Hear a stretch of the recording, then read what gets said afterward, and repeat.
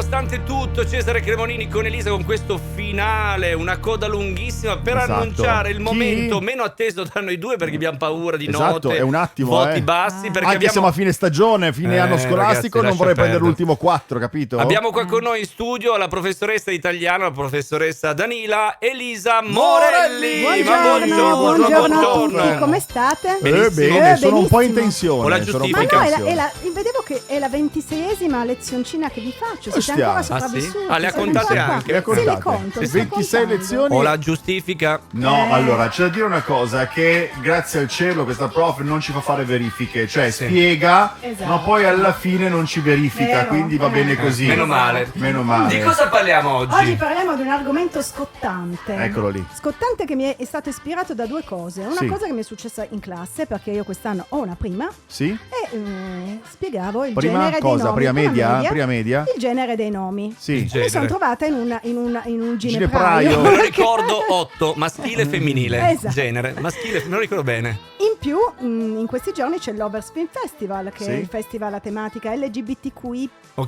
La che cosa vorrebbe dire? E quindi parliamo di generi in grammatica italiana, perché da un paio d'anni a questa parte in modo particolare, e ultimamente è tornato agli allori delle cronache grazie a un pronunciamento del Ministero dell'Istruzione e del Merito, che ha detto di evitare, anzi lui ha proprio detto vietiamo, l'uso di asterischi e schwa nei documenti ufficiali della scuola. Esatto, appunto, qui vi volevo. E infatti oggi vi spiego che cos'è lo schwa. Allora, perché l'asterisco lo sappiamo ultimamente cos'è. Proprio dalla scuola è partita questa rivoluzione di genere in cui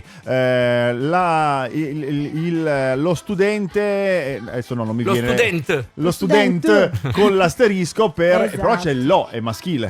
Ma lì il problema, il problema grosso, accenno già a un problema enorme che c'è. La lingua italiana è una lingua molto ricca, e quindi essendo ricca noi abbiamo termini che vengono parti variabili del discorso, nome, articolo, aggettivo, pronome e verbo. Quindi non declina basta a seconda, cambiare. non basta cambiare la finale di un nome, perché hai insieme l'aggettivo, l'articolo, magari anche il participio passato che viene declinato a seconda, quindi sono già perso. Quindi diciamo intanto che cos'è l'asterisco e che cos'è la schwa. Allora, l'asterisco l'Accademia della Crusca ha detto non va usato in questo contesto, perché per l'asterisco noi abbiamo un sacco di altri impieghi. L'asterisco è il tipo riportino. il rimandare a piedi pagina con una nota, oppure Manzoni lo faceva e anche altri, non nominare qualcuno mettendo gli asterischi. Sì.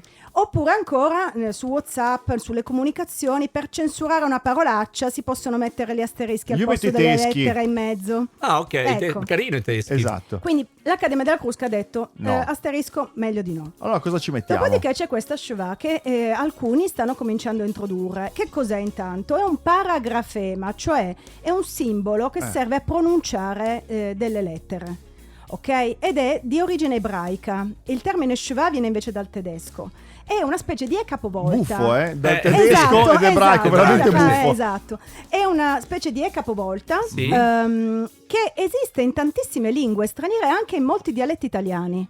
Però in italiano, come lingua, no. Infatti il suono, io per farvi un esempio devo usare una parola francese, fenêtre, l'ho detta bene? Perché, la E è lo schwa. Intende la finestra? Esatto. A fenetre. La fenetre. No, è normale. Quella E è lo schwa. Allora noi dovremmo dire in pratica, invece di dire, che ne so, alunno e alunna, alunne. Dai. Ora questa cosa qua si sta imponendo abbastanza. Mark. Esatto. Ma ci sono dei problemi reali, concreti nell'utilizzo, perché noi in realtà, allora, diciamola tutta, visto che non si parlava di latino, ve lo spiattello lì. In latino e in greco c'erano 3 generi: maschile, femminile e neutro.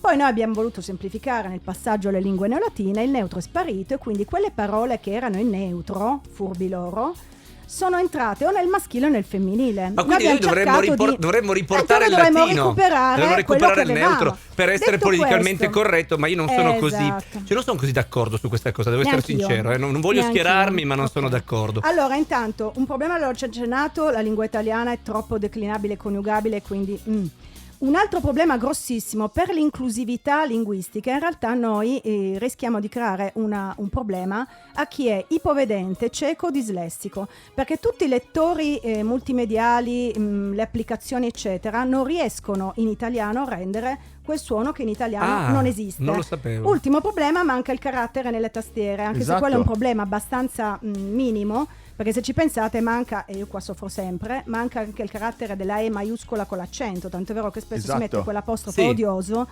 perché ci manca, bisogna andare a cercare simbolo, opzioni eccetera.